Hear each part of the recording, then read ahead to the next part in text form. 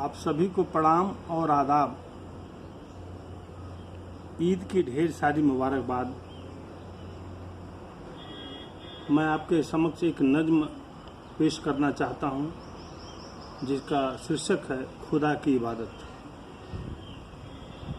मेरी ख्वाहिशें हिलोरे मारती थीं सदा लोगों से मिलने की खातिर।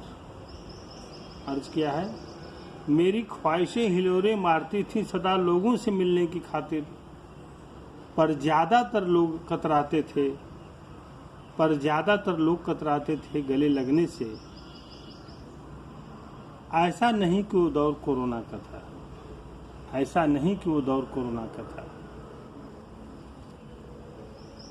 मेरी ख्वाहिशें होती थी सदा अपनत्व से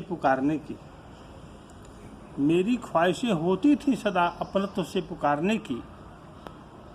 पर कुछ लोग ही करीब आ पाते थे सुनने को। ऐसा नहीं कि वो दौर था आपसी रंजिशों का।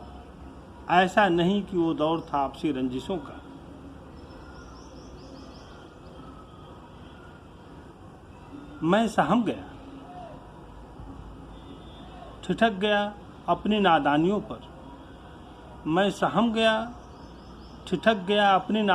पर। फिर सोचने लगा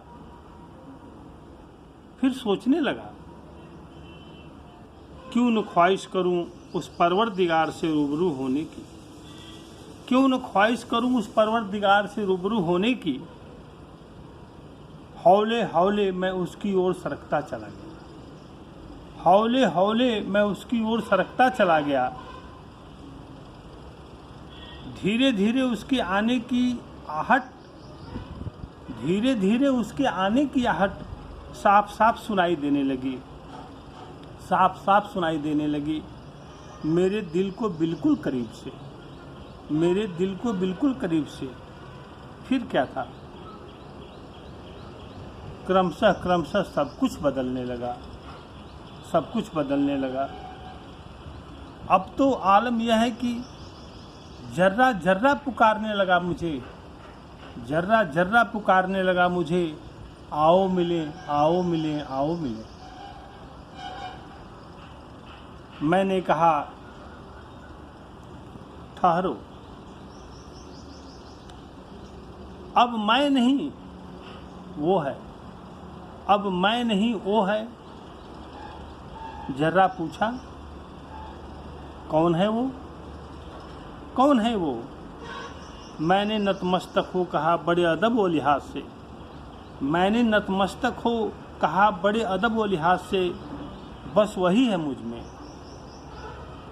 बस अब उसी का नूर है मुझ में।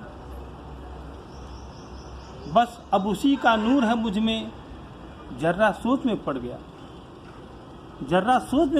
समझ न पाया, हैरान सा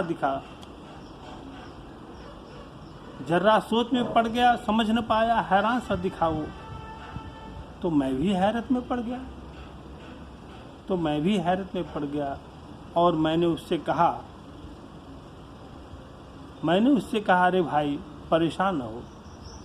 अरे भाई परेशान न हो,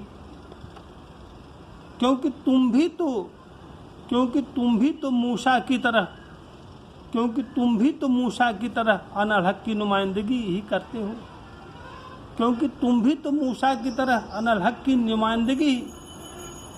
ही करते हो। आगे अर्ज किया है, खुदा व खुदाई में अब भेद कहाँ, पाकीज़गी व ईमान में अब द्वंद कहाँ। बस वही है,